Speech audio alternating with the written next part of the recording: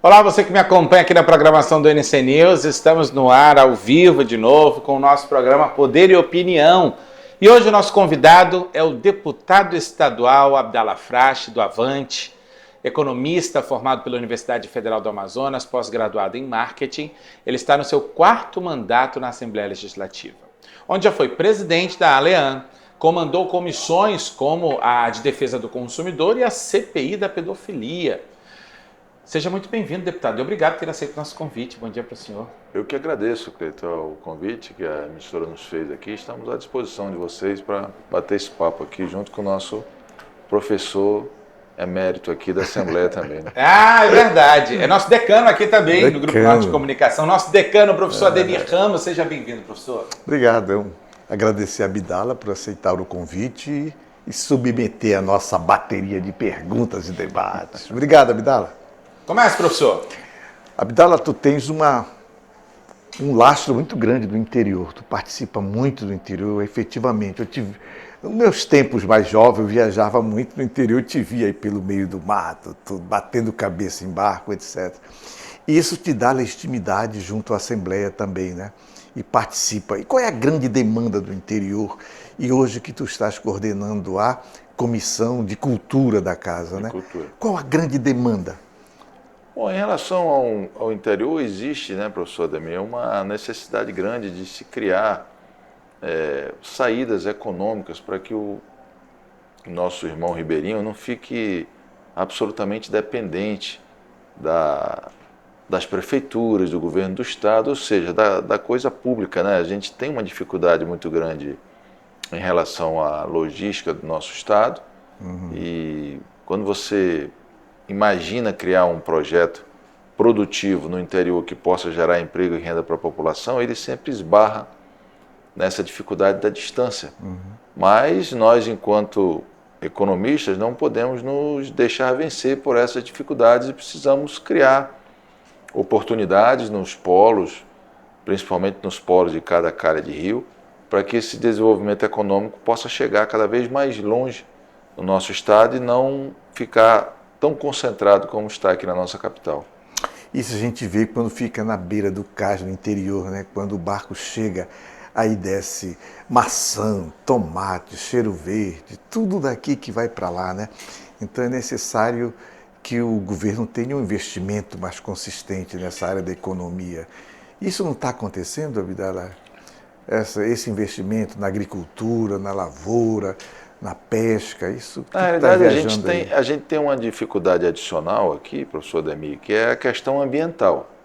Né? Tudo que a gente vai fazer aqui, o Sul, o Sudeste e o Nordeste conseguem fazer de maneira mais tranquila em relação a essas demandas ambientais. E a gente aqui é muito podado quando vai fazer qualquer processo produtivo aqui dentro do nosso estado.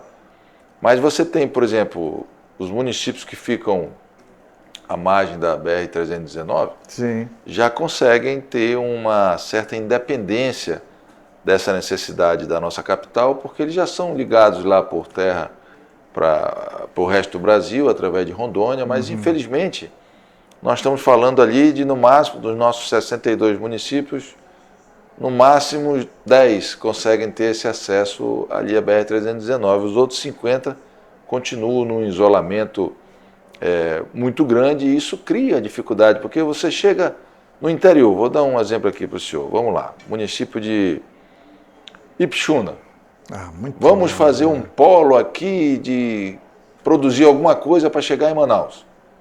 Aí você produz lá qualquer coisa, verdura, fruta, cereal. Na hora que você coloca num transporte, numa balsa, num barco, para chegar aqui em Manaus, quando chegou aqui já está podre, já apodreceu por causa da distância. Então, existem municípios aqui que você traz um tomate de Minas Gerais, ele chega primeiro do que se ele vier de Ipixuna para cá, por causa dessa dificuldade da logística. Então, a gente precisa enfrentar isso de maneira muito inteligente, para criar oportunidades, notadamente é preciso incentivar cada vez mais o turismo, porque é uma atividade que, do ponto de vista ambiental, é mais fácil de ser implementada, as dificuldades são menores e a gente precisa também saber usar essa marca mundialmente conhecida que é a Amazônia, né? A gente precisa ter a possibilidade, a capacidade de criar projetos econômicos para cá que possam levar em consideração a preservação, o desenvolvimento, mas principalmente a sobrevivência e o bem-estar do nosso irmão ribeirinho que vive aqui no Amazonas. Deputado, nós perdemos muito com essa questão da mobilidade, né? A 319 é, sem dúvida, uma realidade necessária para nós, né? Queria ver. Mas, por outro lado, também esse deslocamento de avião. Quer dizer, nós tínhamos naquela época da TABA, depois vieram outras companhias. Hoje, algumas áreas estão totalmente descobertas. Nós estamos dependendo unicamente do transporte coletivo, que demora de 8 a 12 dias para você subir o rio, descer, e até é mais fácil. Isso dificulta sobretudo na questão da saúde, por exemplo, na questão da economia, isso dificulta. Mas a BR-319 também é uma realidade objetiva e necessária, né? Com certeza, a BR-319 é uma discussão que já passou do tempo, né? Até porque as pessoas com mais idade, como é o meu caso, e o caso do senhor, nós já vimos essa estrada asfaltada, funcionando. Ela foi inaugurada em 76 e fica essa discussão modorrenta, chata, como se ela fosse uma estrada nova, né? E isso é uma necessidade que a gente precisa ter aqui. E hoje, com as invenções tecnológicas que o mundo possui, não cabe mais o discurso de que se asfaltar vão acabar com a mata, com a floresta. Hoje, com esse apoio de drones, de GPS, de satélite mesmo, então eu acho que na hora que o cara riscar o fósforo para queimar alguma coisa, já chega um aviso em algum canto. Não é como era há 50 anos atrás, que poderia existir uma dificuldade como essa. Então, a população do Amazonas precisa que isso seja resolvido o mais rapidamente possível e a gente possa ter a verdadeira integração nacional de todos os estados brasileiros, né? Inclusive da minha terra natal, né? Que eu sou Macuxi, sou lá de Roraima. De Roraima. Tu conheces bem essa realidade cultural do nosso estado. Por exemplo, da ausência desse transporte eficiente do interior para a cidade, continua o regatão, né? O regatão continua lá nos altos rios e toda aquela relação de compadrio em todo o regatão. Isso continua por aí, né? Continua, modernizou um pouco. Hoje as embarcações já são bem mais portentosas, né? São grandes, você já consegue levar automóveis, grandes cargas dentro das balsas. Os barcos hoje estão sendo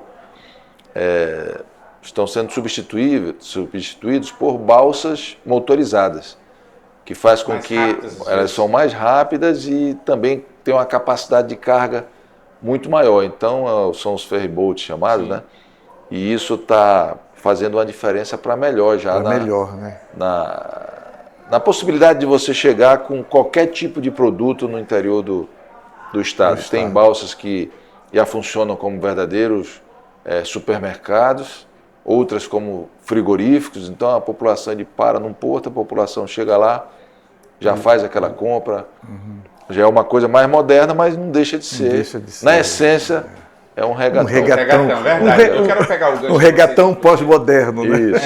Eu quero pegar o gancho de vocês para o seguinte. Eu estive semana passada, inclusive, reunido com um pessoal da Embaixada dos Estados Unidos aqui em Manaus. E falava para ela que eu tinha pego a estrada ali, Orlando-Miami, né? Que o Grupo Norte fez a cobertura da Copa lá. Quase 4 horas de viagem de estrada. Ela disse assim, menina, agora tem um trem que faz Orlando-Miami em 1 hora e você pode colocar o carro em cima do trem e vai-se embora. O custo é muito menor. Enfim, isso a gente já tinha há muito tempo, mas as pessoas acabam não aderindo por conta justamente do tempo, né, que o senhor estava falando. Do tempo. Agora, com essa evolução que o senhor está me trazendo aqui, realmente hoje as balsas estão muito mais ágeis, né, deputado? Estão conseguindo levar muito mais rapidamente as pessoas e as coisas para o interior. É evidente, a gente está com um fluxo muito grande aqui, seja pela questão da produção do Centro-Oeste, que já está sendo escoada aqui pelo Amazonas, por Itacoatiara, ou por Santarém, e esse modal de transporte de grãos é um setor que está tendo um crescimento muito grande aqui. Se você for fazer uma pesquisa nos estaleiros aqui da cidade, hoje é praticamente 2 anos e meio para você receber uma balsa nova, né? Porque tem que entrar na fila de tanta demanda que está acontecendo. E isso acontece também na área de combustíveis, da carga geral, enfim. A atividade econômica do nosso estado, graças a Deus, ela está muito alavancada e isso vai trazer resultados econômicos positivos para o nosso estado, principalmente a partir da implementação da nova reforma tributária.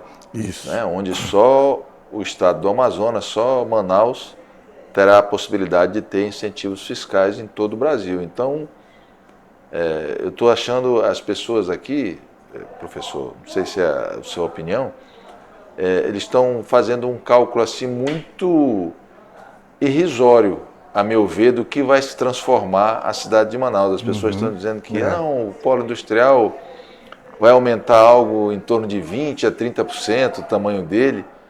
E assim, eu não consigo ter essa visão tão minimalista, porque se o Brasil inteiro não vai ter isenção fiscal, só vai ter aqui, aonde tem isenção no Brasil, a fábrica vai ter que vir para cá. Então não é 20%, 30%. Eu faço um cálculo do que o polo industrial de Manaus vai se multiplicar aí por 5, talvez 10 o tamanho dele. Porque as pessoas têm uma mania de achar que só tem incentivo fiscal no Amazonas.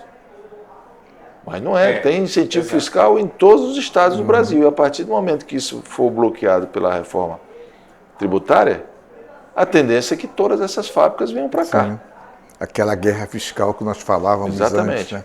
Mas eu queria pegar esse gancho do regatão, porque esse final de semana eu estive reunido com os meus parentes aqui no Tarumã, com os índios lá do Rio Negro, e eles me falaram que a estrada São Gabriel-Cucuí, tu já andaste por ali, no pé da serra, diz que só está funcionando até o Balaio, aquela área demarcada dos índios. Quer dizer, então, se a estrada São Gabriel-Cucuí não está funcionando, o regatão da beira do rio voltou de novo. Isso, na verdade, representou um atraso, porque Cucuí era um circular.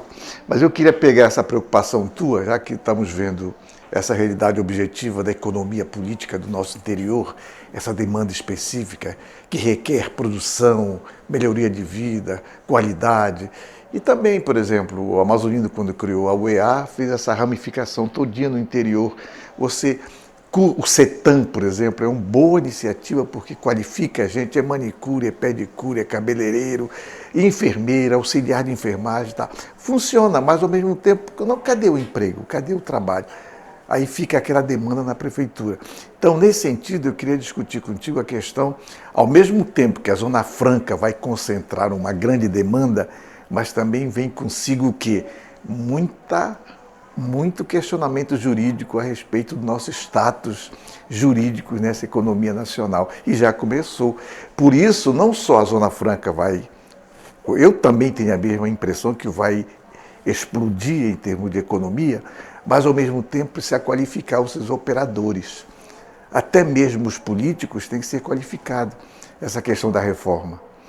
Porque, por exemplo, se você tem uma bancada apedeuta, analfabeta, São Paulo, nós temos 8 deputados federais. São Paulo tem 70, Abdala.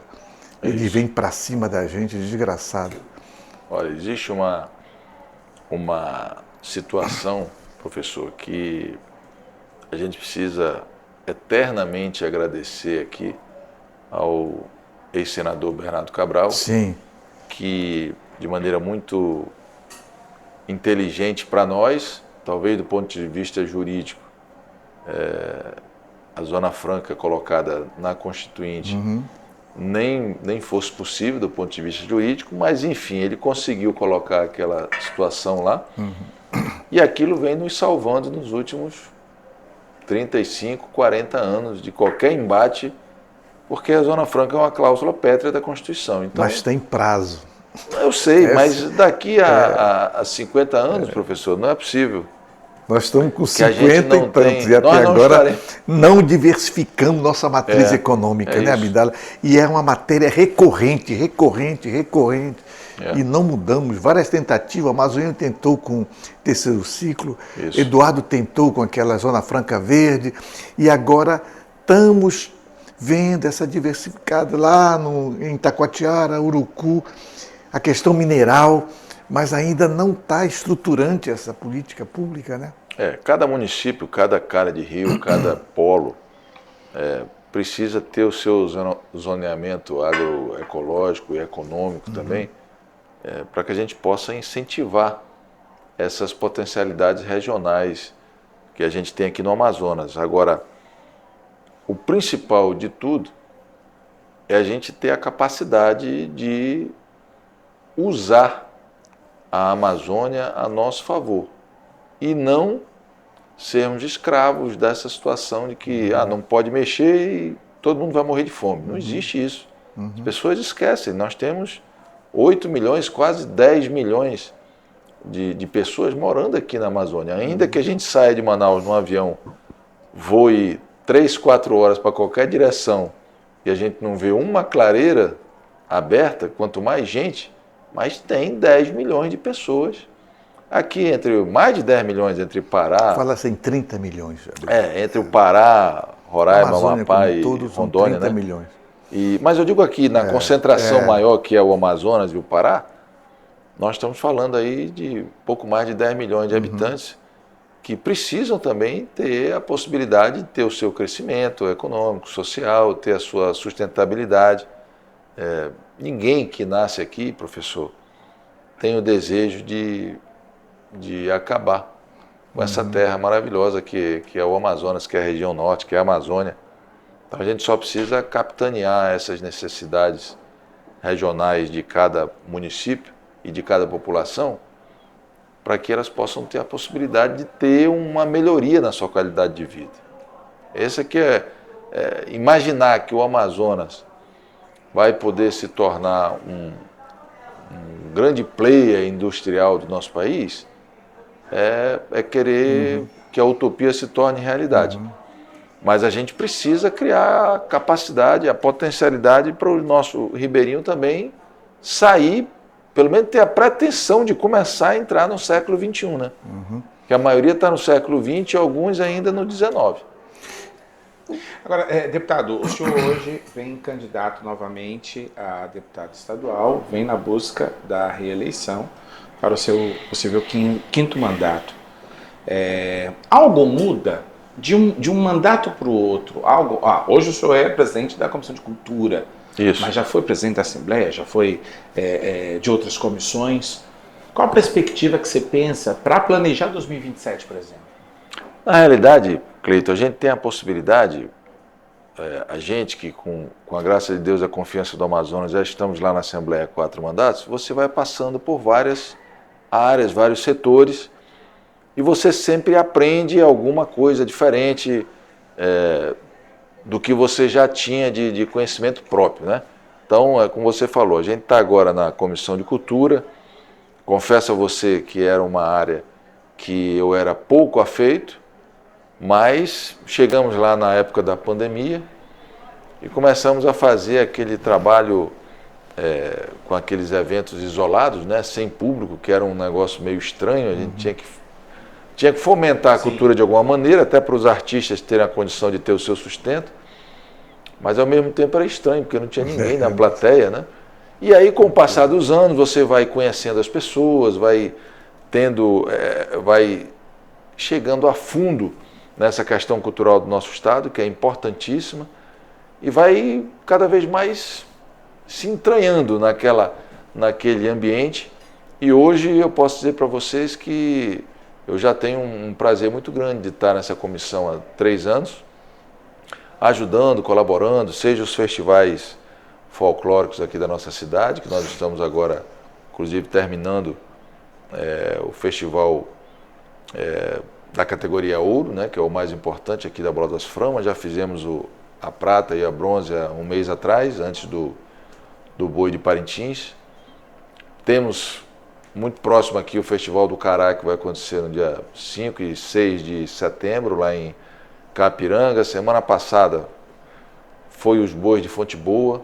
Cultura... Tem Presidente Figueiredo, né? Presidente Figueiredo foi esse final de semana também, é. Nova Olinda também foi os bois esse final de semana, ou seja, a cultura é uma área dessas que você pode ter um desenvolvimento, né, muito grande. Agrega muito valor. E dá a capacidade de que a nossa população do interior também possa ter algum tipo de geração de emprego e renda nessa área de cultura e turismo, né? Então, assim, é uma base importante que nós precisamos potencializar cada vez mais. O SEBRAE, no passado, tinha um departamento específico de cultura, de economia da cultura. Não sei se tu ainda estás em parceria com o SEBRAE. Não, o SEBRAE é um ajudou órgão, muito a gente. O SEBRAE é um órgão época, importantíssimo, né, professor, no nosso país como um todo, e eles estão praticamente em todos os municípios também, com escritórios representativos. A gente tem uma amizade muito grande com as pessoas que trabalham por lá, até porque a gente, como eu sou economista, então a nossa biblioteca na época de faculdade era a biblioteca do SEBRAE, né? O Reiston, né? Ali na Leonardo Malcher, ali, né? Leonardo Malcher. E aí a gente juntava, não tinha ainda essa história de internet, de Google, tinha que pesquisar mesmo, e a nossa turma, por exemplo, a gente fez faculdade lá com a Lamice, né, que acho que hoje ela não é a superintendente, mas foi muito recentemente, né? A nossa turma de aula tem pelo menos uns 5 ou 6 lá. Mas eles deram uma boa contribuição na cultura no Amazonas, Sim, junto às prefeituras, e trabalharam intensamente nessa questão dos ícones produtivos da região. Não, e essa miscigenação natural que a gente tem aqui, professor, principalmente no interior do estado, com os povos oriundos do Nordeste, sim, já traz arraigado dentro de si a questão do empreendedorismo. Então, a pessoa já nasce, tem aquela brincadeira, né? Quem nasce no Ceará já nasce vendendo. Vendendo. Né? Já nasce vendendo, comprando, negociando. E como o nosso interior tem essa miscigenação muito grande, desde o tempo dos soldados da borracha, quando vieram para cá, isso facilita. E você vê no interior do estado histórias assim maravilhosas, de gente que começou do nada, do zero, e tem verdadeiros impérios aí no interior do Amazonas, pessoas extremamente simples, dedicadas, 24 horas por dia ao seu trabalho, ao seu negócio, mas que conseguiram montar grandes impérios comerciais no interior. Né? Estou lembrando aqui, Abdala, da carta pastoral do Dom Frederico Costa, 1909. Aí ele falando na carta pastoral lá no alto Rio Negro, lá no Cucuí, fronteira com a Venezuela, tinha um padeiro. E o padeiro era um cearense. Era muito essa cultura nordestina persfica assim, vai perpassando toda a nossa região, né? 1909, coincidentemente, foi o ano que os meus avós chegaram aqui no Brasil, vindo da Síria, né? Eram ficaram jovens, na atividade comercial também. Começaram nos aqui em Manaus rios, primeiro, e aí depois foram para Boa Vista, foram para Roraima. E como todo imigrante, né, uma dificuldade grande, mas eu fico imaginando, hoje para a gente viajar para um outro país, a gente ainda vai cheio de receios, né? Imagina esse pessoal em 1909, realmente era uma aventura, aquele negócio, eu vou, mas não sei nem se eu volto, né? E a eleição? Está quente já, começou a esquentar, Começou, né? A convenção as convenções de vocês das últimas foi agora... vão ser amanhã, né? Como é que foi a convenção de vocês? Muito legal, uma festa muito bacana lá no Gigantes da Floresta, né? Onde foi anunciado lá a chapa com o ex-prefeito Davi Almeida e com a doutora Chádia como vice. E muita gente, em torno de mais de 45 mil pessoas lá, um local aberto, com uma conotação muito grande do prestígio. Depois que carregaram o Davi na convenção de vocês lá, até o Sinésio foi para Cangalha, né? É verdade. Não, mas para carregar o Davi é fácil, né, professor? professor, que ele é magrinho. Agora, né? o Sinésio, o gigante da floresta, também, aí o é Sinésio, cruel. a gente fala sempre na Assembleia que ele me chama de irmão gêmeo, né? Por causa daquele filme do Schwarzenegger com o Danny DeVito, né? Fizeram até um meme lá na Assembleia com a gente, mas é um grande parceiro, um amigo de fé leal lá na Leana. E os desafios da tua candidatura? Às vezes a gente pensa que uma reeleição é mais difícil do que uma eleição. Com certeza. Com a tua experiência, né?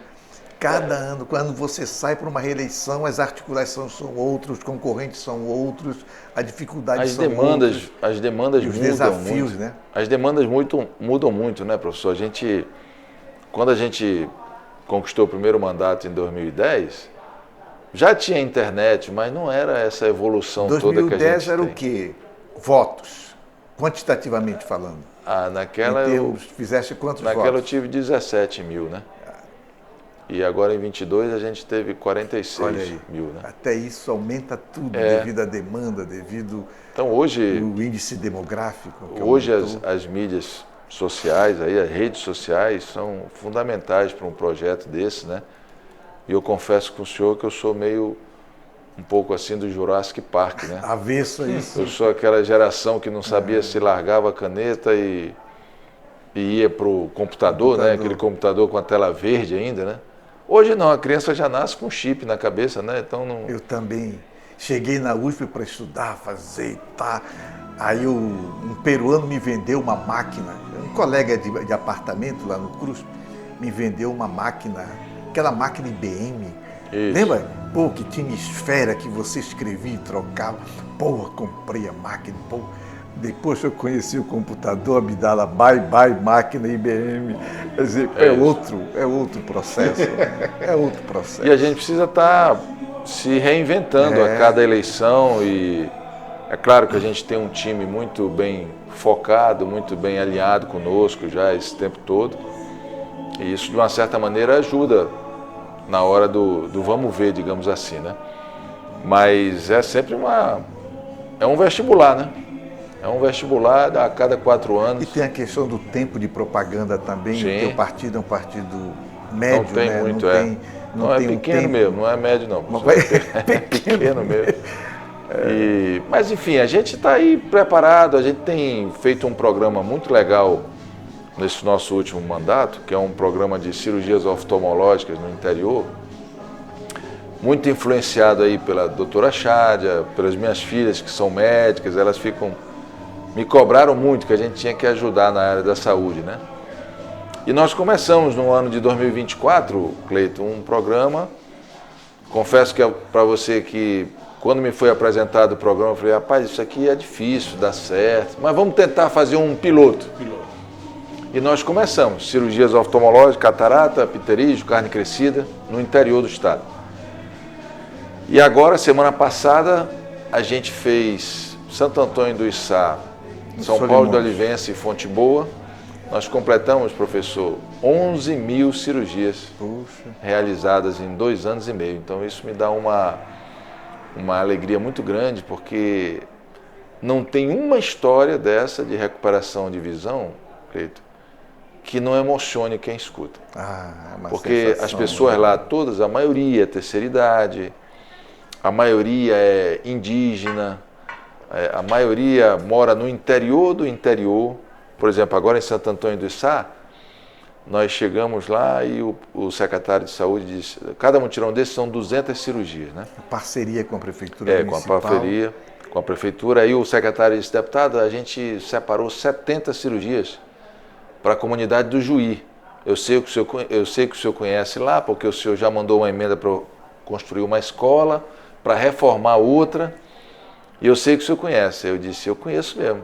Para vocês terem uma ideia, essa comunidade, Cleiton, da sede de Santo Antônio do Içá para lá, são 8 horas de lancha num 200. 200, que é não difícil é num rabeta não, é num lá, 200. Num rabeta que, quando eles vêm de lá, dá 2 dias de viagem. Aí você chega nessa comunidade lá e você dá bom dia, a pessoa responde para você, né? Olá, como está? Tudo bem? Porque do outro lado do Igarapé é a Colômbia. Colômbia. E não é a Colômbia, é as Farc. Os caras já estão lá com a R15 esperando o pessoal. E são as dificuldades que a gente tem, mas fiquei muito feliz dessas 70 pessoas de lá que se operaram. E é uma cirurgia impressionante, ela demora mais tempo vestindo a pessoa para o centro cirúrgico do que... E você resolve a vida da pessoa porque ela não está enxergando. Eu até me expressava mal, eu dizia, a pessoa estava cega e voltou... Não, quem está cego, está cego. Ele está com a visão empatada, né, pela carne crescida, pela catarata. Mas dura 12 minutos. E precisa um rigor muito grande para evitar qualquer Exatamente. acidente, né? Não, Esse é um problema que eu vi em Nova Olinda. Por que a gente foi para o interior? Porque o interior, os centros cirúrgicos dos hospitais, eles estão ociosos. Você faz lá uma cirurgia, 4, 5 cirurgias por mês, as cidades menores, é claro, né? Não estou falando das maiores, porque a demanda é pouca. E eles não fazem, essa equipe que faz com a gente, eles não fazem se não for num centro cirúrgico. Porque aqui em Manaus, por exemplo, você tem uma fila aí no CIRREG para fazer essa mesma cirurgia, em torno de 70 mil pessoas. Eu sei. E aí eu perguntei da doutora Chádia, por que a gente não faz aqui na prefeitura, eu mando uma emenda para a prefeitura, e ela disse, olha, o único centro cirúrgico que a prefeitura tem é o da maternidade, Moura Tapajós. Por que a gente não faz lá? Ela virou para mim, eu na minha ignorância, né? Ela virou para mim e disse, estou desculpado, ela virou para mim e disse, e os 18 que nascem lá todos os dias vão nascer onde? Na Avenida Brasil, né? Falei, não, tudo bem. Desculpe, ignorante. Não é que Manaus não tenha um centro cirúrgico, não tem um centro cirúrgico desocupado. Sempre tem alguém atirado, esfaqueado, quebrado, com AVC, coração.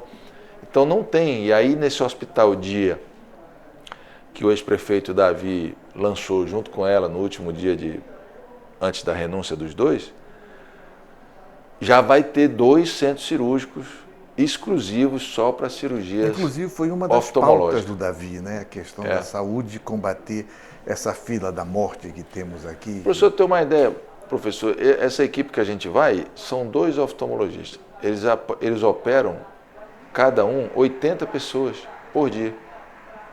Aliás, desculpa, eles operam 80, os dois. Cada um opera 20 de manhã, 20 de tarde. São 40, os dois dá 80. Então, 3 dias dá as 200 cirurgias. Então, na hora que isso estiver... E eles não funcionam 24 horas lá. Eles operam de 8 da manhã às 5 da tarde. Então, na hora que tiver esses 2 centros cirúrgicos funcionando aqui, e isso for funcionar 24 horas por dia, 4, 5 meses, essa fila de 70 mil pessoas, apesar de ser um número portentoso, mas essa fila de 70 mil pessoas acaba. Pelo menos nessa situação de cirurgia oftalmológica já tem uma perspectiva muito boa e rápida para resolver isso. Né? É um grande desafio, né? Grande. A saúde é um grande desafio, a educação também. Também. A qualificação dos professores. Lá no interior você tem um professor que está lá trabalhando, precisa investir cada vez mais na qualidade. Muitas histórias, a gente operou, para você ter uma ideia, a gente não, né? Os médicos. Operaram em Maués um senhor com 100 anos de idade. Nós fomos em junho do ano passado em Maués, ele tinha 99, ele operou um olho, porque eles não operam os dois de uma vez, por uma questão de segurança, né? E aí quando foi em dezembro que a gente voltou para outro mutirão, ele operou o outro e ele já tinha completado os 100. Aí ele disse, olha, sem enxergar, eu já não estava querendo ir embora, agora que eu estou vendo de novo, me aguarde que eu vou agora mais 20, 30 anos para frente. É uma alegria, né? E lá tem aquela história que o doutor Euler já colocou lá a população centenária, né? Em Maués é muito grande, né? Acho que Dá-lhe Guaraná, Dá-lhe Guaraná e Sapó. Não, a diferença é essa, porque a dieta deles é igual a nossa, é peixe, farinha. O diferente é o Guaraná, então... Que já é uma baita diferença, hein, chegou à conclusão que é o Guaraná que faz o pessoal durar mais. E a composição da nossa Assembleia, como é que está nesse jogo de poder em relação às candidaturas? Porque você tem uma candidatura do governo, que é o Roberto Cidade, que é teu companheiro de bancada lá, Roberto Cidade. Temos a candidatura do Davi, né, que também tem um bloco histórico dentro da Assembleia, e tem o PL também. Como é que fica essa correlação de força? Hoje tu tens um papel importante, né, hoje dentro nós da temos Assembleia. lá Na nossa coligação são 2 deputados, eu e o deputado Daniel. Na coligação do senador Omar são 4 deputados lá. Da professora Maria do Carmo são 3. E o restante é da base do governo, que aí vão acompanhar o ex-deputado Roberto Cidade, né? Então, assim, as 4 forças estão representadas lá dentro e eu acredito que os debates agora na nossa volta vão ser bem interessantes aí para as pessoas analisarem, poderem formar um juízo de valor e fazer a melhor escolha para o nosso estado aí no dia 4 de outubro. Nós temos eleição no primeiro e segundo turno, tu acha? Qual é a tua avaliação? Com certeza. Sem dúvida nenhuma. Essa eleição, professor, nunca aconteceu no estado do Amazonas uma eleição como essa. Sempre nós tínhamos dois candidatos disputando, ou então um disparava logo na frente, deixava todo mundo para trás. E agora não, existe um equilíbrio muito grande, onde o primeiro lugar para o quarto lugar, a diferença hoje é 3 pontos, ou seja, é a mais de erro. Do jeito que está hoje, o quarto pode ir para o segundo turno e o primeiro pode não ir. Agora a gente vai entender por que a legislação eleitoral diz 50% mais um voto, mais né? Um voto. Basta um para fazer a divisão. É isso aí. Deputado Frasch, eu quero muito agradecer a sua presença aqui conosco e ter aceito o nosso convite, desejar muito sucesso e com certeza lá na frente, durante a campanha inclusive, a gente vai conversar com todo mundo de novo para que a gente fale inclusive sobre os projetos, já focado como candidato. Quero lhe agradecer e fique à vontade aí com o seu eleitoral. Eu que agradeço a oportunidade aqui que a emissora está nos dando de poder falar um pouco a respeito do trabalho que a gente desenvolve na Assembleia e colocar à disposição dos senhores. Sempre que for necessário, estaremos aqui para participar desse programa e dar a nossa contribuição no que for possível. Obrigado, deputado. Professor Ademir Ramos. Agradecer ao nosso deputado com uma experiência vasta no interior, riquíssimo. E boa sorte na luta. Obrigado, professor. Obrigado a vocês. A gente encerra o nosso Poder e Opinião. Vem aí toda a programação do nosso canal NC News, canal 10.2. Seja sempre muito bem-vindo também. Um abraço e até amanhã. Boa semana.